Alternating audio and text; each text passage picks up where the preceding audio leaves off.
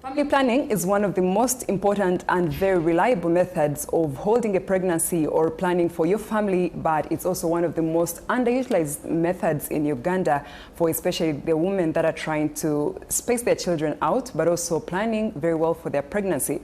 Studies show that 32% of the women are not able to find their right contraceptives or the most favorable methods of family planning, but we are here to solve that today, and you are welcome. As always, I am Viola Sassia.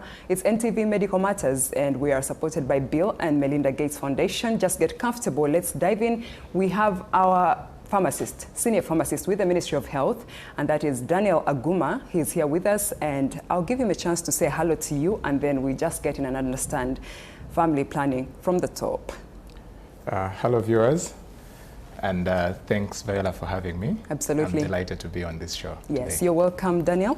So what is family planning, and why is it important for anybody that is watching?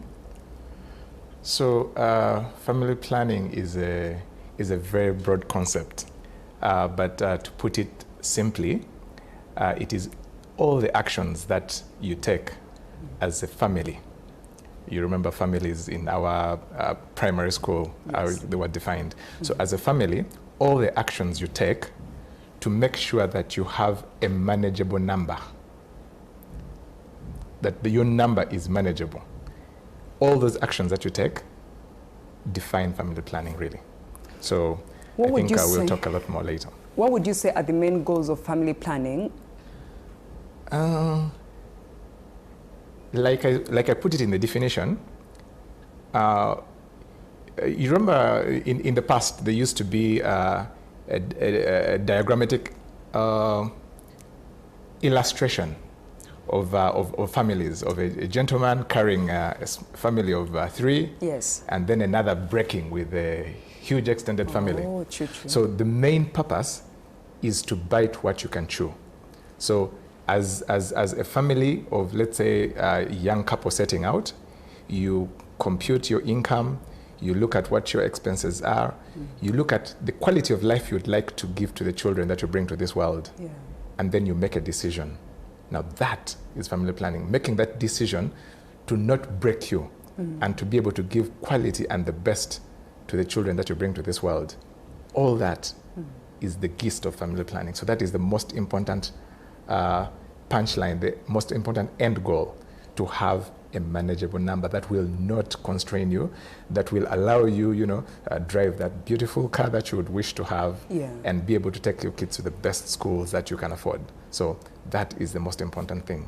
Okay. Yes. I'm just thinking about planned kids as you're speaking. Oh, yes. Ugandans actually understand family planning, but we love to sugarcoat it in humor. The planned kids, the planned wife, and whatnot. So the ability to be able to have your kids called planned kids starts from before they are born. So you plan, and you make sure you bring the number that can fit within the budget, such that they can get that those beautiful things that make them qualify to be called the planned kids. Absolutely. Yes. So how does family planning then contribute to maternal and child health?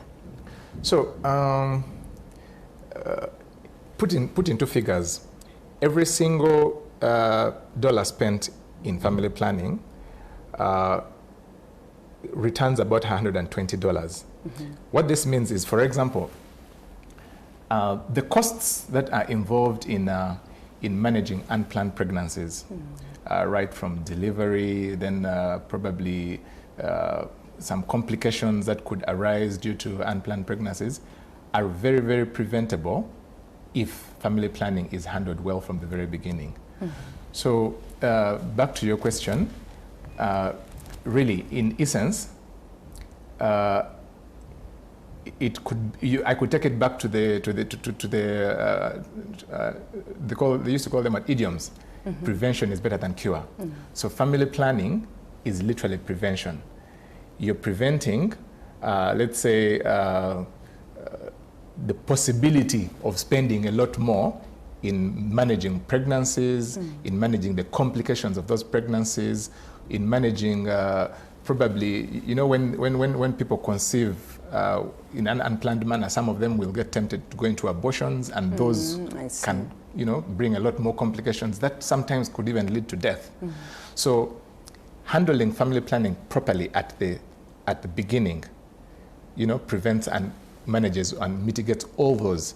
So you'll find that family planning actually contributes to reduction of maternal deaths and all those other mortalities that can that occur or accrue due to unplanned pregnancies. What would you say to somebody watching and who thinks children are a gift from God? We should just, have children and just fill the earth. Yeah, indeed.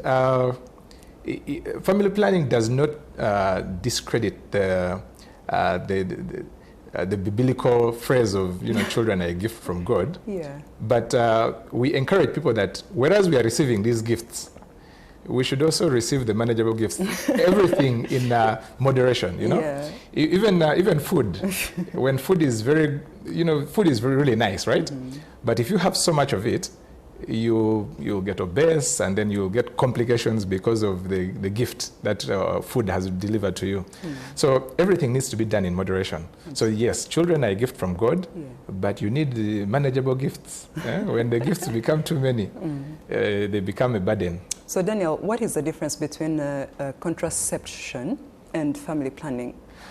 So I would say family planning is the broader concept. Like, I'm going back to the definition that I gave. All the actions you take to make sure that you are planning and you're having a manageable family size. Then contraception, I would say, is the medical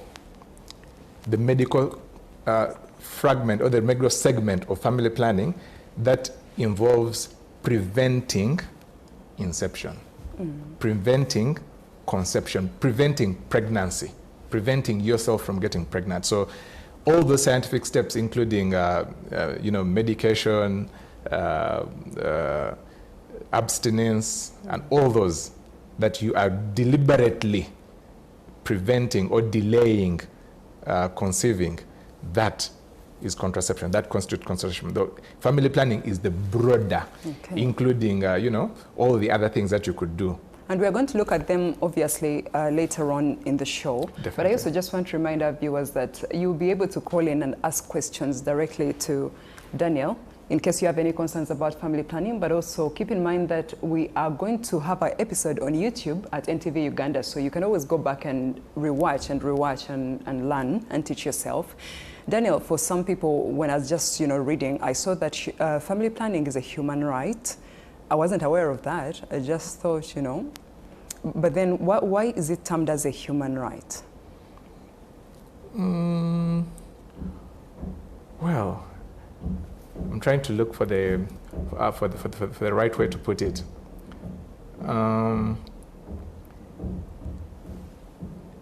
Trying as much as possible as the world leaders to give everyone the best opportunity at success. Now, the best opportunity at success or at having a successful, productive life starts from the planning phase. Okay? Yes. Like we said, helping to have a manageable size. That manageable size is the first input into having the chance and the opportunity at the other human rights like education and whatnot. So if you miss on the first step, and then you have this really, really huge, bulk of children, the other human rights will inevitably be affected. So the human right to access to food, education and whatnot are directly dependent on the number of children that you're going to be having. So if I were to put it out there, fundamentally, it could be one of the most significant human rights because it determines very many of the other human rights. Some of these, let's talk about maybe war, for example. It comes because of, resources. People are fighting to get more resources. But why are you fighting for more resources? Because probably you have increased your size too much and your resources are no longer sufficient for you. So you're starting to struggle for other resources. So infringing on others.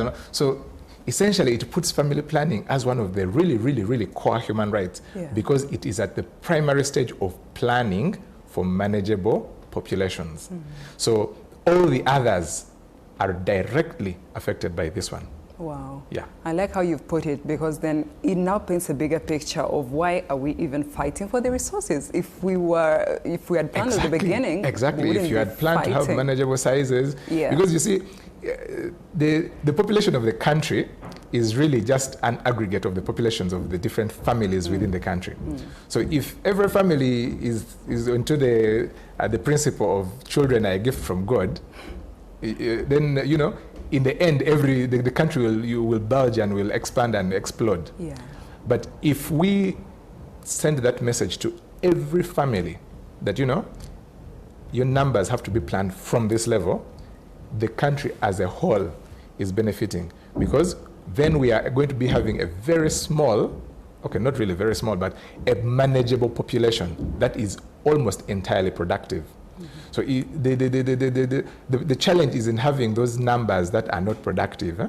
You have those very many children, and then maybe one is a thug somewhere, the other is, it doesn't add value to the country. Okay, yeah, somebody might be watching and wondering, okay, also thinking, it's not my fault, I did not have the information, I didn't know what to do, so I just had the children. So that's the stage where we talk about the available methods of family planning. Could you please take us through those? So, yeah, like you've said, someone could be there wondering, it's never too late to start. It's never too late to start planning and development and national growth. At whatever point we start, it's a start. So, family planning, first and foremost, there are quite a number of methods. There are natural methods, including abstinence, especially for the ones who are below 18, who are not yet ripe, the ones who are unmarried. It is actually, it's achievable. We have done that through school. When the young girls go to school, most of them, we are able to delay their engagement and involvement into sexual activity. So abstinence, the natural methods, for those who are, firm believers in non-interference, there are also other natural methods like withdrawal, among others. You can study your cycle, and then you use the safe days, and with development and technological advancement, we have applications for that. There are apps that you can download from your Google Play Store or Apple Store, that you input a certain number of details, your age, when your periods start and everything, and it will guide you to a close perfection on when you're safe and open to mingle, and then the days that you will definitely conceive if you involve. So look at that picture on our screen. It just shows a very exhausted couple. Yes, exactly. You see resources are depleted. Psychology is they're not really entirely happy. They are not the planned family. So if they had known, if they had watched this show before, oh my God, before, they probably would be exactly. They would look like this family that you see over here. True. You see the smiles? Yes. Manageable number, very achievable. Okay, so would you say there are long-term methods and short-term methods, but also how do they differ? Yes, I was still going through the methods. We have those natural methods, and then we have the modern contraceptive methods. Those are the medical interferences that I would call, that prevent conception.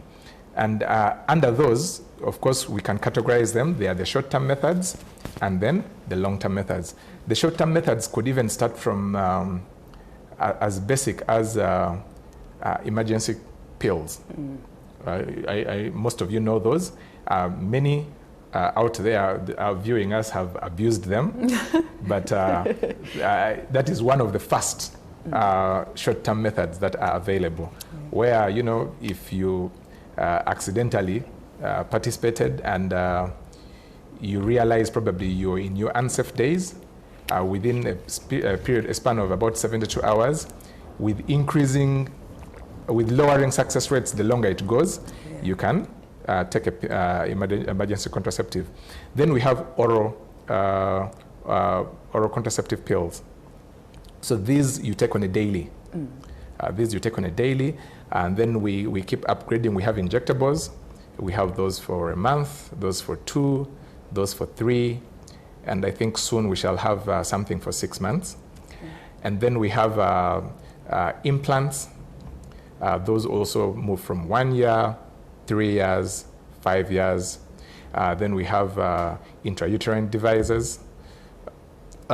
Those we have 2 categories. We have the hormonal and non-hormonal, and those can move from up to 10 years. But any of these methods can be stopped when you make the intention to conceive. So a 10-year method, like an intrauterine device, does not mean that you will not conceive in 10 years. Yeah. If you decided, you met this handsome man and you want to bless him with a child, you can remove it and the next month you conceive. Wow. So all the methods can be stopped.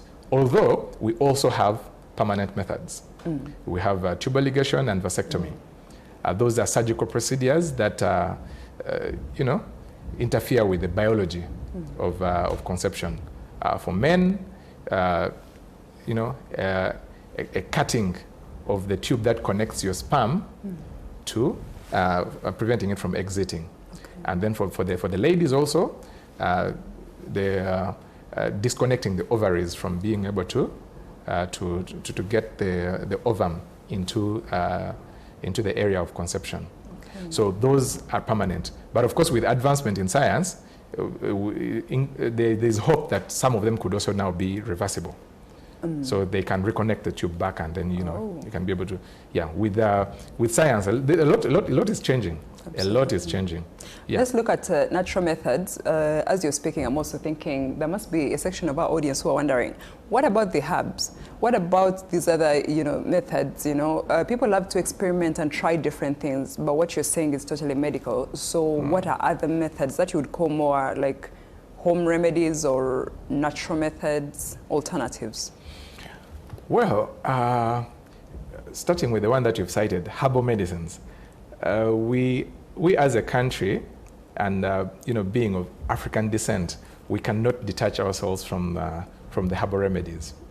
However, the challenge is with the herbal remedies, quite a number of them are not standardized. They are not well studied. So as much as I am a proponent for herbal remedies, and the herbal remedies are actually the origin for quite a big chunk of the modern medicines. But the ones that make it to the modern medicine side have been studied, reviewed, probably adjusted a bit for safety, and but going entirely herbal, I wouldn't fully vouch for it. Although quite a number of remedies out there, I've heard of one from the Mbale region that is quite effective. I cannot vouch for it. I haven't done research to it. There are no papers out there that maybe I could read to fully encourage my viewers or the viewers here to use.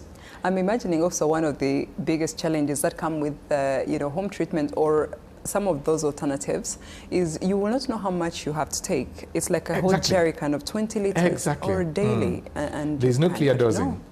And as like I was talking about studying, as part of studying, there are stages. There's what we call clinical trials. Medical products go through stages. There's a stage for safety, and then they'll say like, okay, now this is the maximum dose that you should be able to give. We do not have that in our try on ourselves. They'll give you a jerry can, and you go, you drink to test if it is very sweet. You have to try and see whether you survive or not. Which is very risky, honestly. It's quite risky. Okay, so how effective are modern contraceptives compared to what you would say traditional, what you would call traditional? The modern contraceptive methods have been studied with, they even give you success rates. Oh. They'll tell you with this method, you are 99% sure that you will not conceive. With this method, they'll give you figures. They'll tell you maybe out of 100,000 women, maybe 5 conceived while using this method. So you know that it is still possible, but I am among the 5, of the 100,000. What are the odds that it will be me? So the odds are, you know, the figures are there for you to consider. Yes. But with our herbal things, there's no research, there's no study whatsoever. And, you know, some of the other consequences that could be outside your control, like I said, for these ones, these are, some of them are, most of them actually all of them except the permanent surgical procedures, once you stop, you can conceive. Now, you will go for a product, a herbal product, that burns out all your eggs in one go. Then now, the time you're ready, you have met your prince in shining armor and you want to now, you know, and then you can no longer. I see. Because you experimented on something which is not well studied, really. So I wouldn't vouch for it. Although for the people out there who are making these products, the National Drug Authority has actually really tried to be very lenient with innovation, like encouraging innovation. As a country, we are trying to encourage innovation. So if you have these herbal products, there are channels for you to actually have them officially registered and notified.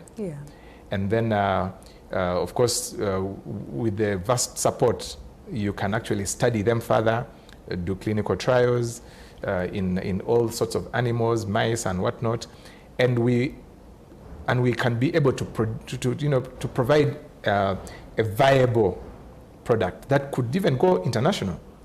You know, the world out there is always looking for new innovation. So the people out there do not stay in the dark. So does that mean that government laboratories are available for somebody watching and is trying to do some of those? Yes, sure. The infrastructure is there, the support is there, the intention. Government is being intentional about trying to encourage innovators out there to come and, you know, get their products studied.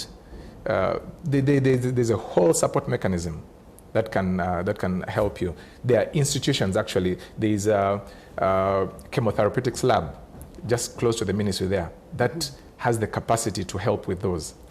So there are quite a number. There's quite a number of efforts being taken towards trying to make sure we legalize and, you know, we formalize that sector.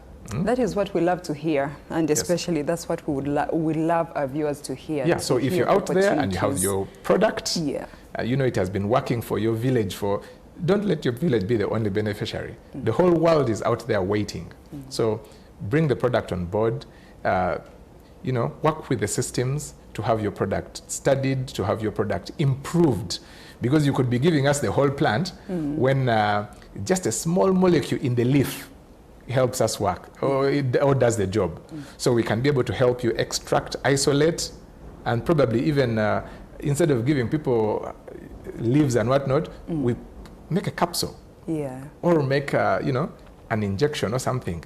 And it could be named after you.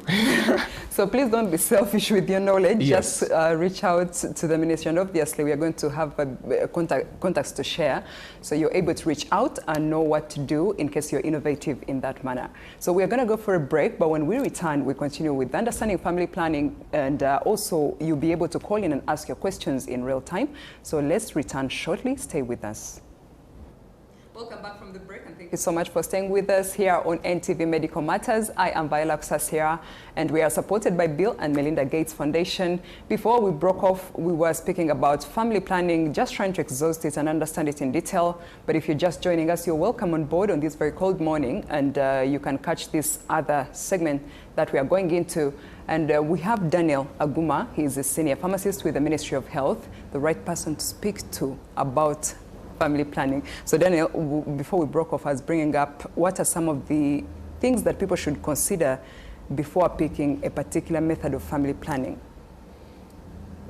Thank you, Viola, for that question. So first and foremost, every individual is entitled to making informed decisions on their health issues. Family planning is a matter of health, So every woman and probably also the spouse are entitled to making a decision on their family planning options. And the most important keyword there is it has to be an informed decision. So your family planning healthcare provider will provide you information. We have a wide menu of methods. And even within those methods, we have products. So we have a wide method mix and a wide product mix within those methods. Yeah. So we talked about oral contraceptives, we talked about injectables, we talked about devices, we talked about surgical procedures.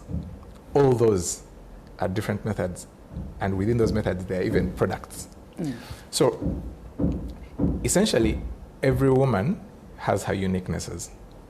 Your uniquenesses could be probably some other health factors. Your uniquenesses could be your preference. Your uniquenesses could be vast. They're vast uniquenesses. So when you go to a family planning service delivery point, the people that you meet there, one, they have been trained pre-service in school. And these topics come up. But even after school, the ministry and its partners go a step further and give also in-service training, specific, to build their knowledge and capacity as much as possible to offer this service in the most standardized and most acceptable way. So the key point in responding to your question is your family planning healthcare provider is well equipped to assist you make this decision. So they offer you the information, you discuss, they give you the merits and demerits of each of those methods, then together you and the healthcare provider come up with the most workable option for you. So it is it is not a supermarket system where you just go and pick because you could pick something not appropriate for you. Yes. It is an information exchange and negotiation and understanding what your individual needs are that can help you arrive at the best method. I like that you bring up the family planning service provider. Who is that? Where are they located? You are the ministry. What should me and our viewers know about where to go and who to go to? So, like you hinted on earlier, that this is a human right. So, government is always very intentional about delivering on its mandate to make human rights accessible. So, one of the key strategies that we are using to expand access is what we are calling the total market approach. So in the total market approach, first and foremost, almost all the government public health facilities provide family planning services. Okay. All the government facilities, just walk in. There's usually even a unique department that handles that. You walk in, you go, and you are served free of charge. You just walk in and say, yes, I'm here for family planning. I'm here for family planning. I am green. I don't know anything. I don't Tell know me anything. What to do. I am a do you blank say that slate. to anybody you see? Any nurse, doctor, yes, or anything? These facilities have a directory system on how you can reach the point you want. You can start asking right from the gate. Okay. Hey, Askari. Hey, Askari, I am here for family planning. Like, hey, okay. As much as I do not know anything about family planning, but I know where the department is. Okay. You go turn left, turn right, and you'll get to the department. Where you see maybe the signage, that is where the department is. Then once you get there, you're going to meet the experts that I talked about, the people who have been trained through school, through practice. They've done this over and over again, so they are well competent to deliver the service. But also, we acknowledge the contribution of private sector in the healthcare service delivery. In fact, private sector takes care of almost 80%. I think by the figure by the last surveys, it was 79, which is really close to 80. 80% of Ugandan citizens receive healthcare from the private sector. What does that say? Is government not doing anything? No, government is doing it? its part. But of course, the nearest, let's say, if you walked out of your home, what do you see first? The next drug shop, pharmacy, what? Or the government health center? Yes. So the outlets out there, the person nearest to you, the person most reachable will most likely be private sector provider. That is your drug shop, pharmacy, clinic, and the like. So they actually contribute a lot, and government is deliberate to strengthen and support them to be able to continue contributing and delivering the services to the Ugandan citizens. So yes, because of that big chunk of contribution that they have, family planning is recognizing that, family planning service delivery is recognizing that, and trying to bring them on board. So the total market approach tries to bring in commercial variants, commercial copies of the service of the family planning products that we have in the public sector, to make them available to those that can pay a service. You know, we've always talked about the lines at the government facilities, and the interesting analogy someone gave is that the restaurants that serve the best food are usually the most crowded. You've been to quite a number of them. So because government is doing such a good job in delivering healthcare, which is recognized and is perceived as standard, that's why you see some of those lines. But now we are saying that if you really do not want to stand in those lines, and you have the capacity, financial capacity, these same products, these same services, because we have also deliberately now started training the service providers outside the government sector. It is quite an investment, by the way. You know, you sit these people down, probably in a conference, you train them, you use demonstrations, you get dummies, and you know, all that. Government is also taking that to the private sector. So these private sector providers who are interested come in, we do that, and then we certify them, and they start providing the services. So those of you that have your Kamane, you don't have to go and queue up. And line up. Yes, yeah. you can access the services with the same standard that they are in the public sector. You can access them in the private sector. How reliable have you found that? Because I also understand that the private sector most times is driven by profits. Well, of course, the drive behind private sector is making profit. That one is a clear thing. There have to be margins to the services that they're offering, to the products that they're selling. You know, you acquire this product at a price A, you have to add a margin to sell it at a price B. But family planning services are not that sophisticated that the cost would be out of this world. The costs are actually quite manageable. And because we are also aware at the acquisition cost, considering we contributed to making this product available for the commercial sector, we can, you know, we are collaboratively working with them, recognizing them, they call it open economy, the economy of, you know, it's liberal. The liberal. We know that, but we are trying to work with them to make sure that they are considerate and these products are accessible at a fair price. So we are doing all within our means to make sure that at least, you know, there's the manageable cost to the final recipient of the service, and also to make it non-deterrent. Because, you know, if you're providing this service that you know there is a free option of this service elsewhere, you are being auto-regulated in a way. Yeah, so you cannot be super exorbitant. Where still do you see an information gap, and what should somebody watching this morning know? One of the challenges that is undermining the efforts in the total market approach is pilferage. And one of the key things that I would like to maybe put across in this with this opportunity that I've been provided is that the products that have been intentionally put on the commercial arm of the service delivery points, the standard remains the same. Okay.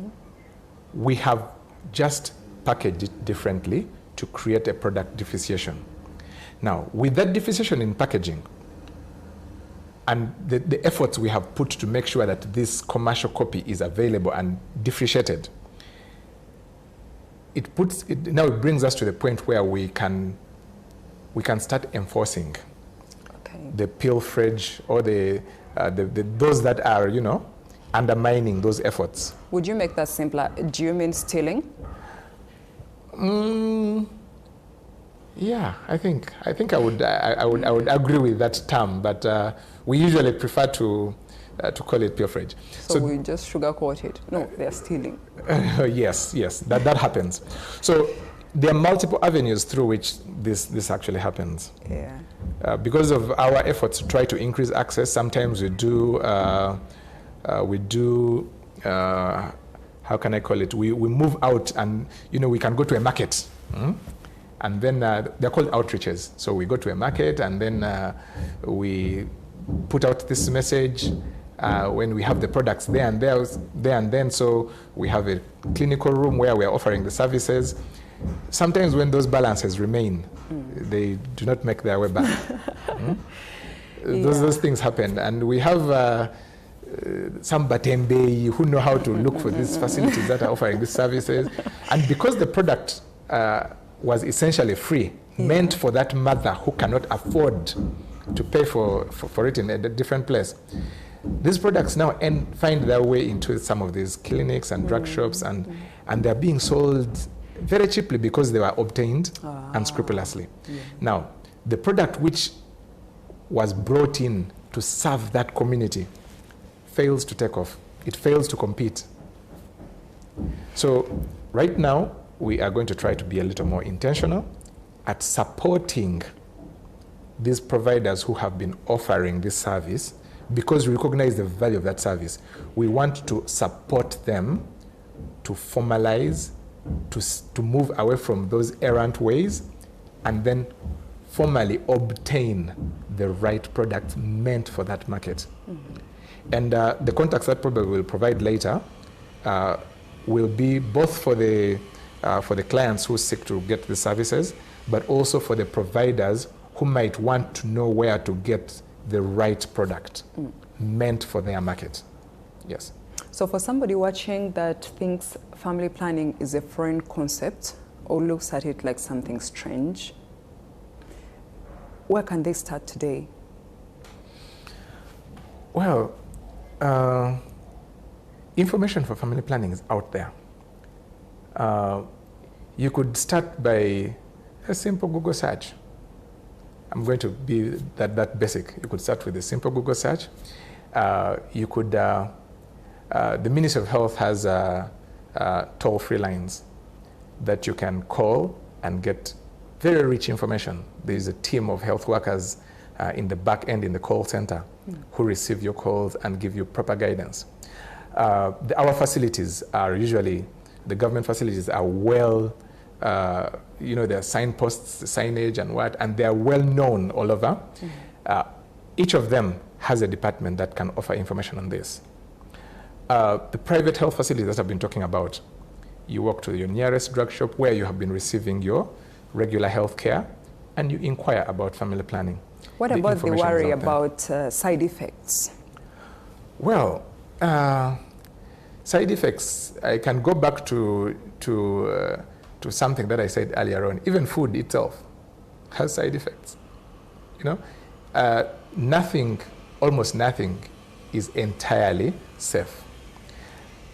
Some of the family planning products and methods have side effects. Many of them are actually documented.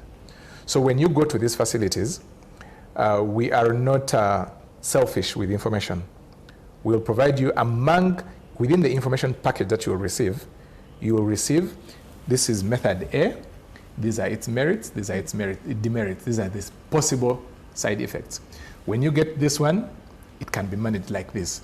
When you get maybe this, then maybe this is not the method for you. We can switch you to another method. So the teams out there, the health workers out there are trained to offer this information. So all the side effects that have been documented, that are known, will be told to you. as you seek information. The ones that maybe you could discover later, we have, I'm trying to look for, the terminology is pharmacovigilance. Yeah. Pharmacovigilance is being vigilant about pharmaceutical products. Yeah. So if you find yourself experiencing something outside what you are told, let's say they tell you this method here has A, B, C, D, and then you experience Z. Okay? There's a WhatsApp number for the National Drug Authority that you can describe to them.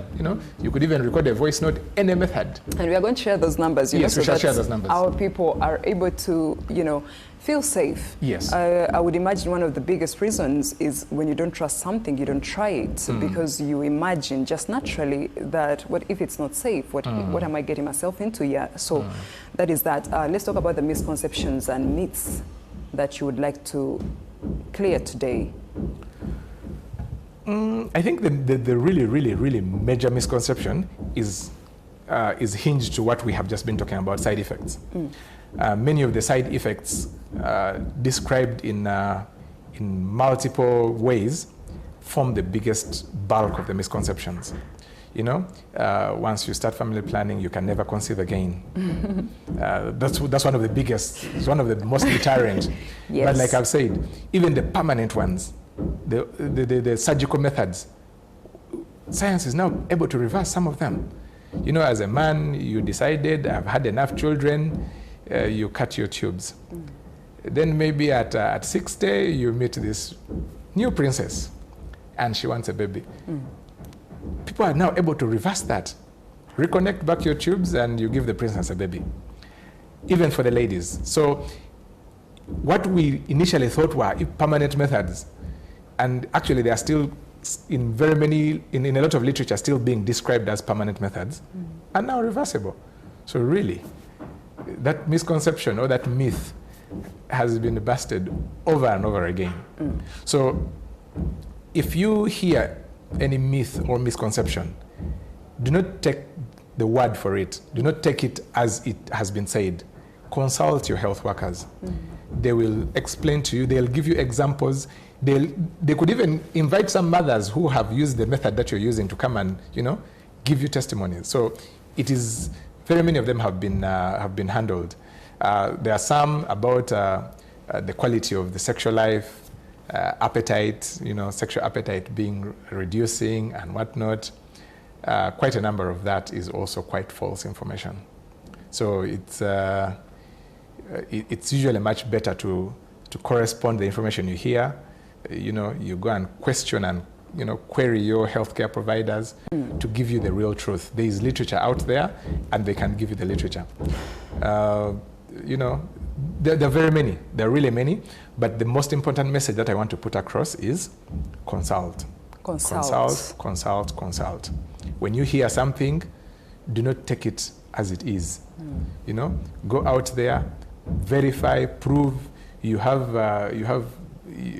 with the technology, you have your phones out there. Ask your phones. You go to ChatGPT, go to whatever AI. Ask. They'll give you a lot of information. Okay. You can filter that information and then also consult an expert that you trust to be able to give you assurance. So seek information and compare and contrast. Compare and contrast. Yes. Okay, so you can read for us the numbers. Our viewers at this moment, please get out your phone or your notebook and a pen, and Daniel here will give you the numbers that you're supposed to call in case you have to consult. So hoping that you are ready, hoping that you have your phone, and so I think can share with them. The first contact that I would like to give is the Ministry of Health toll-free number. 0800, those toll-free zeros start with 0800. So 0800 100 066. I repeat that, 0800 100 066. That is the Ministry of Health toll-free number that you can call for any health issue. They will channel you to the provider who is an expert at the issue that you're concerned with. The next one that I would like to give is a contact of a chatbot. With AI and advancement, we have a WhatsApp number that you can chat with an AI-powered provider on the back end who will answer some of your questions. The myths that we are talking about, the side effects, service delivery points, and quite a number of other things that you can get from your chat with the robot. The robot is called Nurse Linda, and the number is 0700. I repeat that, 0700 542 322. Once again, 0700 542 322.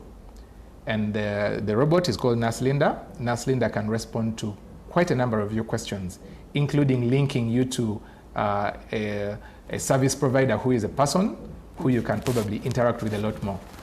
So those two, I think, are the key numbers that I would like to give right here. But for side effects also, you are responsible as a consumer of health products to report on any side effect that you find. Yes. Like I said, we shall tell you, we shall read out for you, this method you've chosen has potential of giving you A, B, C. Those are the ones we know. But even the ones we know, if you find it, you report. Yes. Because we want to be able to measure the extent to which, let's say, to be able to say that out of 100,000 mothers who received this product, maybe 10 or 20 reacted this way. And then also sometimes you experience something outside what we told you. We told you A, B, C, D, and you experience Z. We want to be able to know that, such that we can add it on our list and people should expect it. So for that, the National Drug Authority is the mandated government entity that handles those. You can report to your nearest facility. They have formal documents that they can use for documenting and reporting on what you have experienced and transmitting that to National Drug Authority. Yeah. But also at individual level, there's a WhatsApp group, a WhatsApp number that I do not have at the moment, but you can, it's available on the website. Okay. So you can just go, National Drug Authority, WhatsApp number. You'll be able to find it. Okay. And then you report on these. So that is part of taking charge of your health and contributing to the health of others. Because when you report, one, we shall give you responses to what you have experienced. But also, we shall capture that information, document it, and use it to make decisions. I'm also imagining that the people are supposed to report success rates of the methods they choose. Does that help you document? I think the easiest way we can assess the success is by probably capturing the failures. Because I'm imagining someone, if let's say you've been given a method for 10 years, you cannot come and report every 1 year that, hey, I'm still okay, I'm still okay. It's difficult. Yes. But the moment you come and report that maybe I conceived with a 10-year method, that we can document. Then we can say maybe out of the 100,000, 2 failed. Okay. So that, then the balance becomes the success. But it's easier to, to harness the returns or the failures to be able to measure the success. Okay. You cannot get those testimonies. It's hard. Daniel, any final remarks as we get out of here? Our time is up. I think as we wind up, I would like to reiterate that as the Ministry of Health, we are being intentional about increasing access to family planning as a service, but also making sure that the service is delivered in the standards that we prescribe. So for the people out there, equip yourself with information. And this information, like I said, is available on the internet.